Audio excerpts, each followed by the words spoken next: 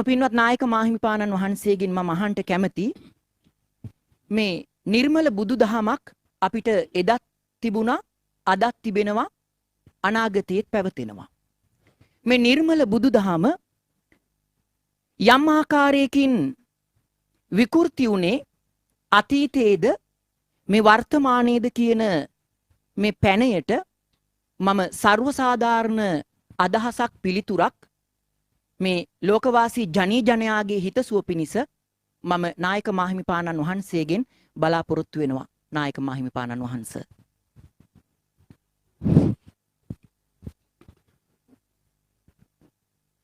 බුද්ධ භාවනා වැඩසටහනක් මේ රටට හඳුන්වා දීලා බොහෝ විට අඳුරේ අතපත ගගා හිටපු ජනතාවට ධර්මාවලෝකය ලබා දීම සඳහා කටයුතු කරපු ඒ පරම පවිත්‍ර ශ්‍රී සද්ධර්මය දේශනා කරමින් ලක්වැසි ලෝවැසි ජනතාවට විශාල ධර්ම දායාදයක් දෙමින් කටයුතු කරන අපේ අතිපූජනීය මීවන පලානේ ශ්‍රී ධම්මාලංකාර ස්වාමීන් වහන්සේගෙන් අවසරයි. භික්ෂු භික්ෂුණී උපාසක උපාසිකා පින්නතුනි, බුදුහාමුදුරුවෝ දේශනා කරලා තියෙනවා ධම්මෝ විවට්ටෝ විරෝචති නෝ පටිච්චන්නෝ. මගේ ධර්මය බැබලෙන්නේ විවෘත වූ තරමටයි, වැසී තියෙන තාකල් ධර්මයේ බැබලෙන්නේ නැත.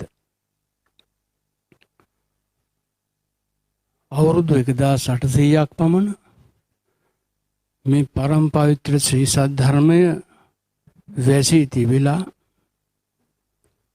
අපේ මේ මීවන පලානේ ස්වාමීන් වහන්සේගේ ඥානයෙන් සමාධියෙන් මේ ධර්මයේ දැකලා අවබෝධ කරගෙන එක්ක ධර්මය දුටු ධර්මයේ අවබෝධ කරපු ධර්මය මේ ගිහි පැවිදි සියලු දෙනාටම දැන් උන්වහන්සේ දේශනා කරමින් යනවා.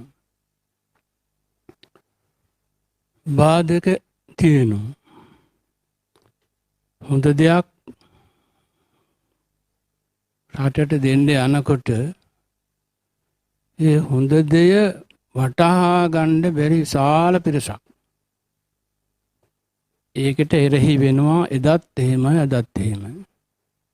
බුදුරජාණන් වහන්සේගේ කාලෙත් මේ විරුද්ධ වීම තිබුණා.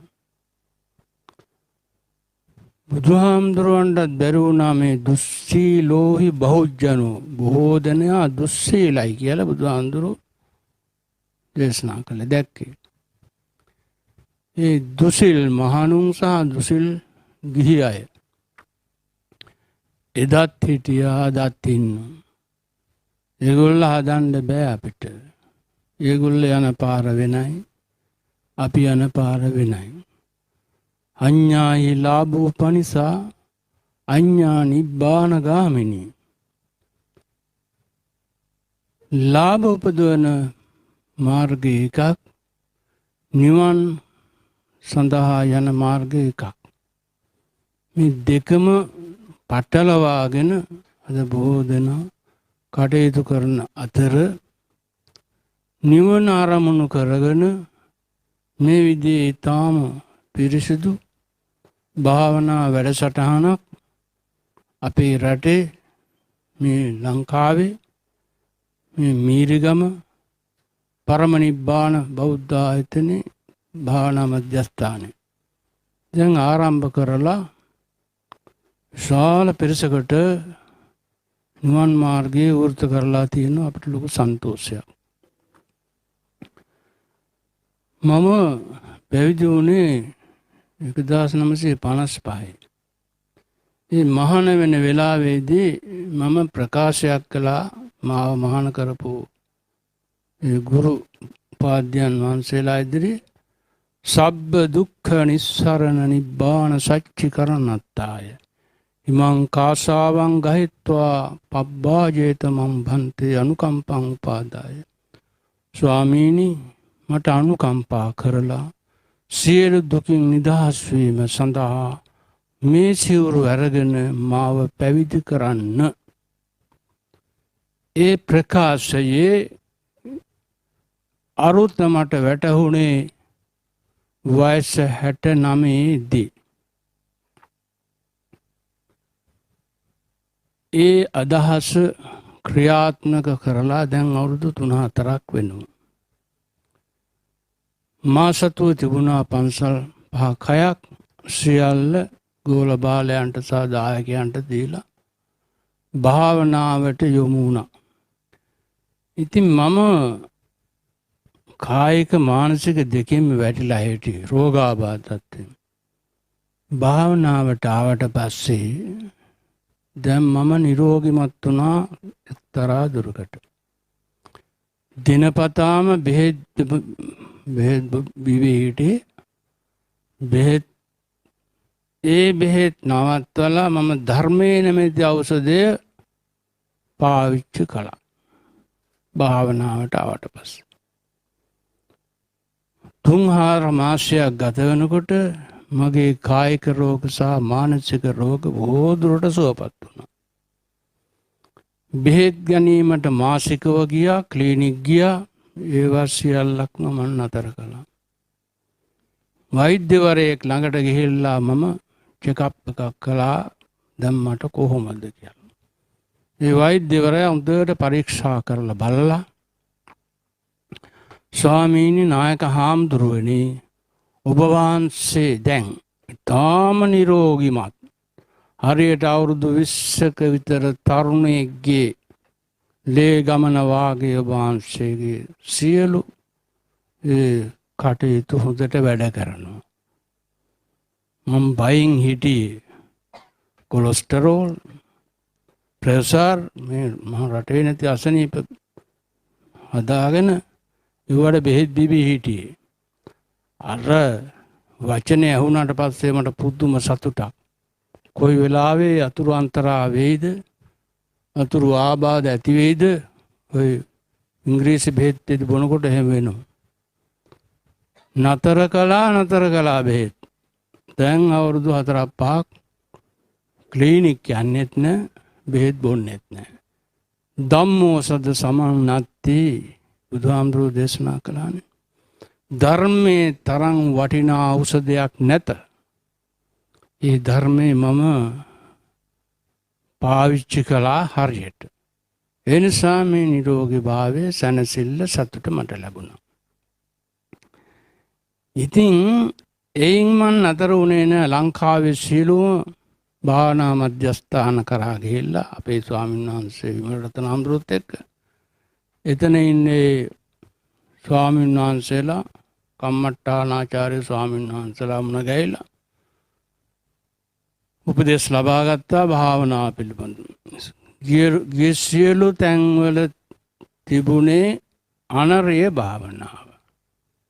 උලං රැල්ලට සිත යොමු කරලා ආශ්වාස ප්‍රශ්වාස කිරීම. මෙහෙන් මට මොකක්වත් ලැබුණේ නෑ එච්චර.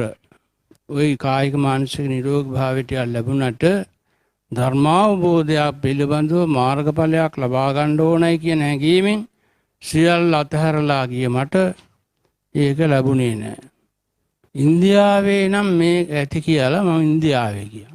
ওই වෙනුවට මං කලිනුත් ඉන්දියාවේ දඹදිව වන්දනාවේ ගිහිල්ලා හිටියා 6 දුවන. ඔය අවසාන වතාවට ගිහිල්ලා බුද්ධ ගයාවේ මාස 4ක් වස්වසවල හිටියා. ඒ වස්පින්කමෙන් පස්සේ තවත් මාස 4ක් මම මුළු ඉන්දියාවම ඇවිද්දා.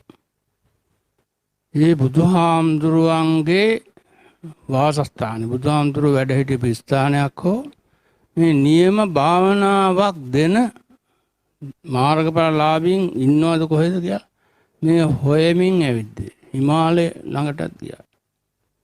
කිසිම තැනක ඒ වාගේ බෞද්ධ භාවනාවක් මට දකින්න ලැබුණේ නැහැ. ඉතින් ඊට පස්සේ ලංකාවට ආවා. ලංකාවට ඇවිල්ලා ඉන්නකොට තමයි අපේ මීවන පලානේ ස්වාමීන් වහන්සේ මුණ ගැහුණේ.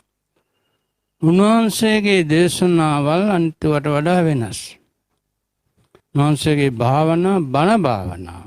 ඉස්සෙල්ලා බණ කියලා පස්සේ භාවනාව කියලා දෙනවා. ඒක අනුගමනය කළා මම. සෑහෙන වෙනසක් දැනුණා මට. ඒ වගේම උන්වහන්සේ අලුත් ප්‍රකාශයක් කළා. බුදුහාමුදුරුවන් උපන්නේ බුදුනේ පළවෙනි ධර්ම දේශනා පැවැත්වුවේ මේ ශ්‍රී ලංකාවේ කියලා. මේක ඇහෙනවත් එක්ක මට ප්‍රමිතියක් ඇති වුණා. එහෙම කොහොමද අපි මෙතෙක් ඉගෙන ගත්තේ? ඉතිහාසයේ තියෙන්නේ බණ පොත්වල බුද්ධ චරිතයේ තියෙන්නේ මෙහෙම ලංකාවේ උපන්නා කියන්නේ. පස්සේ උන්වහන්සේ කරුණු කාරණා පහදලා දීලා ඒ ස්ථාන හතරම අපිට පෙන්වලා දුන්නා. ඊට පස්සේ මටත් මේ ගැන හොයන්න හිතුණා. හෙව්වා. ඒ වෙනුවෙන් බුදුන් වහන්සේ ලංකාවේ උපන්නේ කියන ඒ කාරණේ පැහැදිලි කරන්නට විද්වත් පිරිසක් ওই පොත්පත් කීපයක් ලියලා තියෙනවා. ඒවට සමහරට මම පෙරවදන් හිටන් ලියලා තියෙනවා. ඒවා බැලුවම හරියට හරි. ඉතින් දැන් තියෙන ප්‍රශ්නේ මොකද්ද? මේ ලංකාවෙන් ලෝකෙට දිය හැකි ලොකුම දායාදේ තමයි තේරවාදී පිරිසිදු බුදුදහම. මේ යුරෝපීය රටවල් වල පිට රටවල් වල මිනිස්සු මේ දහම කියන්නේ බුද්ධ ආගම කියලා ගණන් ගන්නේ භාවනාවයි. නිවැරදි පිරිසිදු ප්‍රතිඵල ලබා ගන්න පුළුවන් මේ ජීවිතේදීම භාවනාවට තමයි ඒගොල්ල බුද්ධ ආගම කියන්නේ. නිවැරදි භාවනාවක් ඉගෙන ගන්නට යුරෝපීය රටවල් වලින් විවිධ රටවල් වල ලංකාවට එනවා. ඇවිල්ලා ඒගොල්ලෝ සාමාන්‍ය තැන්වල රණරිය භාවනා කර කර ඉඳලා යනවා. හැබැයි නියම නිවැරදි භාවනාවක් තාම ඒගොල්ලන්ට අහු වෙලා නැහැ. මා හිතනවා යථා කාලයේදී මේ නිවැරදි භාවනා ක්‍රමය ඒගොල්ලන්ට අහු වෙයි. අහු වුණොත් සමහර විට මේ බුදුන් උපන් රටට ඉස්සර වෙලා යුරෝපීය රටවල් වල ඇත්තෝ නිකම්ම අහගෙන ඉන්නේ නැහැ. ඒවා අහලා යමක් ඒගොල්ලෝ ප්‍රශ්න කරනවා. ප්‍රශ්න කරලා අවබෝධයක් ලබාගෙන තමයි ඉදිරියට යන්නේ. සමහර විට මාර්ගඵල ලබාගෙන රහත් භාවයට පත් වෙලා සමහරට අරහතුන් වහන්සේලා බිහි වෙන්න සුදුසු පරිසරයක් ඒ රටවල් වල තියෙනවා කියලා මට ඒ රටවල් ඉන්නකොට දැනුණා. ඒගොල්ලෝ ගවේෂණාත්මක පරිශනාත්මකයි. නමුත් අපි අපේ ස්වාමීන් වහන්සේගෙන් දැනගත්තා මොන රටක උපන්නත් මේ ජම්බුද්වීපේ මධ්‍ය දේශයට එන්නේ නැතු ශ්‍රී ලංකාවට එන්නේ නැතු ඔය කාටවත් මාර්ගඵලයක් ලබා ගන්න බැරි කියලා. එහෙනම් ඕනම රටක උපදින්න පුළුවන් මේ පින් බිමට එන්න ඕන. මේ ජම්බුද්වීපයට එන්න ඕන මාර්ගඵලයක් ලබා ගන්න නම්. ඉතින් ඒක අපි දැන් අදහනවා. ඒක ස්ථිරයි. එහෙනම් අපි කොච්චර වාසනාවන්තද? අපිට තමයි මේ ධර්මයේ දායාද හිමි වෙලා තියෙන්නේ. අදිෂ්ඨාන කරගන්න. අපි හරි වාසනාවන්තයි. මෙතන මේ ඉන්නේ සියලු දෙනාම සමාන අදහස් ඇති. මා කල්යාණ මිත්‍රයෝ. කල්යාණ මිත්‍රයන් වහන්සේ කෙනෙක් හමු වීම තමයි තාම අමාරු. මේ බුද්ධ ශාසනයේ පවතින්නේ කල්යාණ මිත්‍රයන් වහන්සේලා උඩයි. ඒ කල්යාණ මිත්‍රයන් වහන්සේ නමක් අපිට දැන් ලැබිලා තියෙනවා. මේක හරිම දුර්ලභ කාරණයක්. ඒ දුර්ලභ වූ කාරණාවලින් කල්යාණ මිත්‍රෙක් හමු වීමම අපි වාග්යවන්තයි. ඒ නිසා උන්වහන්සේගේ ඇසුරෙන් අපිට පුළුවන් වෙයි අපේ අදහස් උදහස් ඉෂ්ට කරගන්නට. මේ ඊයේ පෙරේදා මම ලිපියක් සකස් කරලා යවුවා අපේ ගරු ජනාධිපතිතුමාට. බුද්ධ භාෂිතය, බුද්ධ චරිතය, බුද්ධ ඉතිහාසය පිළිබඳව මේ දවස්වල මේ රටේ දුර්මත වගේක් පැතිරීගෙන යනවා. මේක නිවැරදි කරන්න අවශ්‍යයි. ඒ නිසා මට වෙලාවක් ඔබතුමා දෙන්න කියලා මම ලිපියක් ෆැක්ස් කළා. ඒකට තාම උත්තරයක් ආවේ නැහැ. අර කොහෙද අපි ගියානේ අර නීතිපතිතුමා හම්බ වෙන්නේ. එතරින් ලිපියක් එවලා තියෙනවා. ඒක බුද්ධ ශාසන අමාත්‍යාංශයට යොමු කරලා තියෙනවා. ඒකේ පිටපත ඒක කාරණා මුකුත් නැහැ. ඉතින් මේක අවශ්‍ය අපිට මෙහෙම එකක් ඉදිරිපත් වෙලා තියෙනවා. ඒකට අවශ්‍ය දෙයක් කරන්න පුළුවන් නම් මේ බුද්ධ ශාසන අමාත්‍යාංශයට එවලා තියෙනවා. අද අපි ගියා බුද්ධ ශාසන ඇමතිතුමා හම්බ වෙන්න හම්බ වුණේ නැහැ. යථා කාලයේදී අපි බුද්ධ ශාසන ඇමතිතුමා හම්බ වෙලා මේ ධර්ම පිළිබඳව නිවැරදි අවබෝධයක් ලබා දීමට උත්සාහ කරනවා. මේක තමයි මේ යුගයේ තියෙන වටිනාම අවස්ථාව. මේ පරම පවිත්‍ර ශ්‍රී සද්ධර්මය දේශනා කිරීම නවත්වන්න වළක්වන්න තහංචි දාන්න මේ මිහි පිට කිසි කෙනෙක් නැtei කියන එක මම මේ වෙලාවේ අවධාරණයෙන් කියනවා. එනිසා මේකට අපි කම්පා වෙන්න දෙයක් නැහැ. යථා කාලයේදී මේක විවෘත වෙනවා. දහම විවෘත වෙච්ච දේ විවටෝ විරෝචතිනෝ පටිච්චන්නෝ දැන් මේක විවෘත වෙලා තියෙන්නේ. එනිසා මේක බොහොම වේගයෙන් ව්‍යාප්ත වෙයි. එනිසා මම බොහොම සන්තෝෂ වෙනවා මේ වෙලාවට සහභාගී වෙන්න ලැබීම ගැන. ඉතින් දැන් අපේ ස්වාමීන් වහන්සේලා විශාල පිරිසක් මේ අවස්ථාවට ගෞරවනීය නායක මේ මාහිම්පාණන් වහන්සේ අවසරයි ඔබ වහන්සේට මම පුංචි බාධාවක් කරන්න කැමතියි. ඔබ වහන්සේගේ මේ අදහස් ප්‍රකාශ කිරීමේදී දැනගන්න ලැබුණා රාජතාන්ත්‍රික වශයෙන් මේට මැදිහත් විය යුතුයි කියන අදහසක් ඔබ වහන්සේගේ පැත්තෙන්. එහෙමත් නැත්නම් මේ ස්වාමින් වහන්සේලාගේ පැත්තෙන් විමසා දැන දැක ගත යුතුයි කියන අදහසක් ඔබ වහන්සේගේ පැත්තෙන් මේ රටේ නායකයන්ට දේශපාලඥයින්ට ඉදිරිපත් කළා කියලා ඔබ වහන්සේගේ පැත්තෙන් දැන් අදහසක් මතු වුණා. මේ වන විටත් මේ රාජතාන්ත්‍රික මට්ටමින් මේකට යම් සාධාරණීකරණයක් ලැබෙමින් පවතිනවද? එහෙමත් නැත්නම් ඒකපාර්ශිකව පමණක් යම් යම් ඇත්තන්ගේ උවමනා එපාකම් පිළිබඳව මේ දේශපාලඥයින් එහෙමත් නැත්නම් මේ රජයේ කරවන සහ කර වූ ඇත්තන් මේක ඒකපාර්ශිකව පමණක් මේ වෙන විට මේ ප්‍රශ්නේ දිහා බලනවද? නැත්නම් ਸਰව සාධාරණ ලෙස යැත්තු බලන්න පුරුදු වෙලා සිටිනවද? දැන් අපි මේකට මීට කලින් ගියා අපේ රාජ්‍ය නායකයන් හමුවෙන්ට.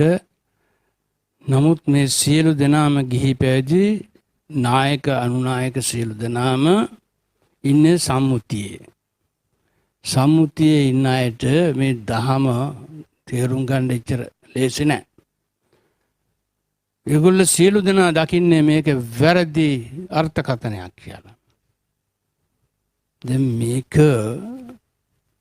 අර බුදුහාමුදුරුවෝ දේශනා කළානේ අංගුත්තර නිකායේ නක කියලා සූත්‍රයක්. ඒකේදී උන්වහන්සේගේ සිරිපතුලේ මහපටගින්නලට පස්තියක් අරගෙන මහණෙනි මගේ මේ නිය පිට තියෙන පස්ද වැඩි මේ මහ පොළොවේ තියෙන පස්ද වැඩි කියලා ඇහුවා. ස්වාමීන් වහන්සේගේ නිය පිට තියෙන පස්සේ තාම සල්පයක්. මහ පොළොවේ බොහොම අනන්තය ප්‍රමාණයි.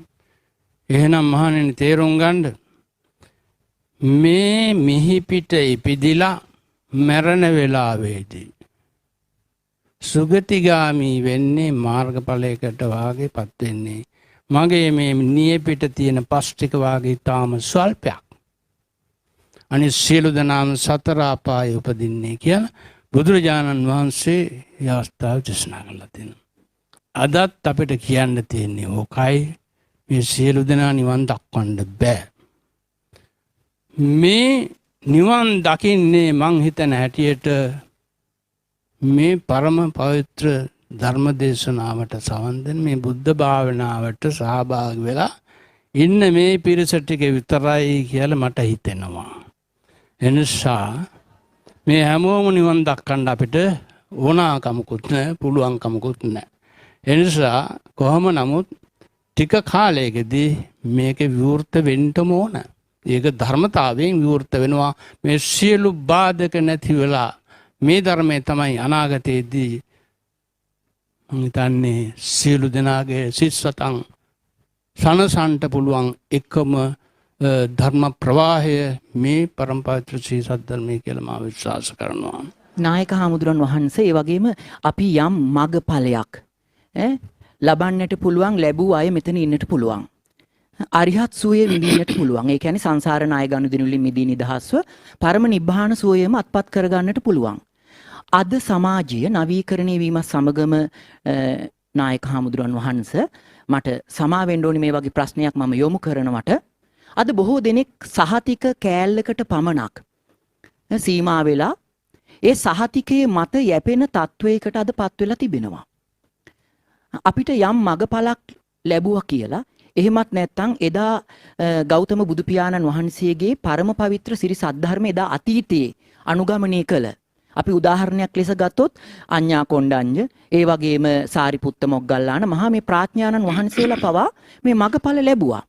නමුත් මෙන්න මේකයි කියලා අපිට සාක්ෂියක් දෙන්න තිබුණේ නැහැ. නමුත් අද සාක්ෂි සොයන මට්ටමකට මේ සමාජයේ වක්‍රාකාරව ගෙනල්ලා තිබෙනවා. සම්මුතියෙන්. මේ සම්මුතියත් යථාර්ථයත් අතර මේ යථාර්ථය සොයන සම්මුතියේ යම් යතිවරු වේද අද යම් යතිවරු ඝට්ටණයකට මග පාදමින් සිටිනවා.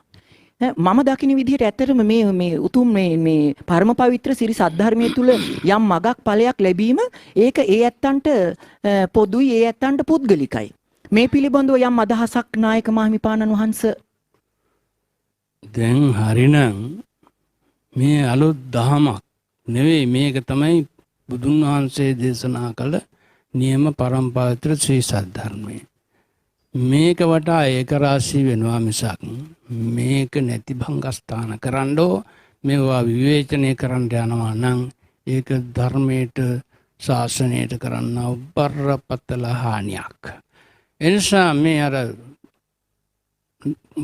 කාලාමා සූත්‍රයේදී බුදුහාමුදුරුවෝ දේශනා කළානේ ඔය කවුරුවත් කියන ඵලයට එහිච්ච ඵලයට ආවල් පොතේ තිබුණාට ගුරු හාමුදුරුවෝ කිව්වාට ඒවා එහෙම පිළිගන්න එපා. ඔබ මේක කියවලා බලලා අහලා ඔබට ඔබේ නුවණින් මේක හරි ප්‍රත්‍යක්ෂ හරියයි ප්‍රත්‍යක්ෂ වුණොත් ඒක පිළිගන්න. ඔය තැනට එන්න පුළුවන් මේ සියලු දෙනාට. මේ අපේ ස්වාමීන් වහන්සේ මේ පළ කරලා තියෙන පොත්පත් ඒවා කියවලා බලලා මේ CD කියවලා බලලා අපේ තවත් මේ බුද්ධ චරිතයේ ඉතිහාසයේ පිළිබඳව කරුණු කාරණා ලියලා තියෙනවා අපේ උඟක් දෙනෙක්. ඒවා කියවලා බලලා අපි ඒවා ගිහිල්ලා දුන්නා අපේ මහානායක හාමුදුරුවන්ට. ওই රාජ්‍ය නායකයන්ට දුන්නා. ගිහිල්ලා මේ පොත්පත් වල අභ්‍යන්තරයේ තියෙන දේවල් කියවලා බලලා මේ CD වල තියෙන දේවල් අහලා ඔබ වහන්සේලා තීන්දුවකට තීරණයකටපත් වෙන්න. නිකම් මේ හිතේ ඔළුවේ තියෙන එව්වා මේ කියන්න හැත්තෙන්න එපා. එනිසා ධර්මානුකූලව අවස්ථාවෝචිතව මේවට හොඳ බොහොම ඉක්මන් පිළිතුරු දෙන්න එපායි කියලා අපි ටිකක් අනතුරු ඇඟීම් කළා. හැබැයි මේක තමයි බුද්ධ කෝලාහලය. මේක නතර වෙන්නේ නැහැ. මේකයි තාම මේ අවස්ථාවේ පහළ වෙලා තියෙන්නේ. මේක නවත්තන්න කාටද පුළුවන්? වාසවර්ධි මාරයාටවත් බෑ. හොඳට තේරුම් ගන්න. මේ යන ධම්ම ප්‍රවාහය යනවා ඉදිරියට යනවාමයි. වැඩි කාලයක් යන්නේ නැතුව මේක මතු වෙනවාමයි. ආතර් සී ක්ලාක් කියලා මේ චින්තකයෙක් හිටියා අපේ රටේ. එයා කියාප් දේවල් සේරම ඉස්තු වුණා. එයා කිව්වා 2050 වෙන විට ලෝකයේ තියෙන සියලුම මේ ආගම් සියල්ල නිෂ්ප්‍රභා වෙනවා අවසන් වෙනවා නැති වෙනවා. අංකයකට එන්නේ මේ බුදුරජාණන් වහන්සේගේ ධර්මයේ පමණයි. ඒකයි බැබලෙන්නේ කියන්නේ. ඒකට මේ පසුබිම සකස් වෙගෙන එන්නේ. එනිසා අපි සැලෙන්න කනගාටු වෙන්න දුක් වෙන්න අවශ්‍ය නැහැ. අපි යන්නේ නියම මාර්ගයේ. මේ මාර්ගයට සියලු දෙනාටම එන්නේ කියලා අපි ආරාධනා කරනවා. මේක වරදින්නේ නැහැ මේ මාර්ගයට අපිට. මේ ආර්ය මාර්ගය. බෙහෙවින්ම ස්තුතිවන්ත වෙනවා නායක මාහිමිපාණන් වහන්සේ. මම නැවතත් ඔබ වහන්සේගේ පාදාභිවන්දනයෙන් යුතුව මම ඔබ වහන්සේටත් අදිෂ්ඨාන කරනවා නිදුක් නිරෝගී සෝයම ලැබිලා ඔබ වහන්සේටත් මේ ගෞතම බුද්ධ රාජ්‍ය අංග සම්පූර්ණ බුද්ධ රාජ්‍යයක් බවට පත් කර ගැනීමට ශක්තිය ධෛර්ය වාසනාව උදා වේවා කියලා. නායක මාහිමිපාණන් වහන්සේ ප්‍රකාශයක් කරනවා සබ්බ දුක්ඛ නිස්සරණ. එහෙනම් එදා ඒ උතුම් බුද්ධ චීවරය අතට ගත්තේ මේ සියලු දුක් නසා මගඵල ලබා අරිය සුවේ විඳිනවා කියන ප්‍රතිඥාව ලබා දෙනවා කියලා. නමුත් අද අපිට ඒ නායක මාහිමිපාණන් වහන්සේගේ අනුශාසනාවෙන් දැනෙන්නේ හැඟෙන්නේ සබ්බ දුක්ඛ නිසරණ කියන ඒ උතුම් පාඨයේ පසේ කළා සබ්බ දුක්ඛ රැස් කරන මට්ටමටද කියලා දැන් මට පුංචි හැඟීමක් චේතනාවක් ඒත් එක්කම කනගාටුවකුත් අපිට ඇති වෙනවා. අපි යා මග කුමක්ද කියලා. දැන් අපට මග එලිපෙහෙලි වෙලා තිබෙනවා.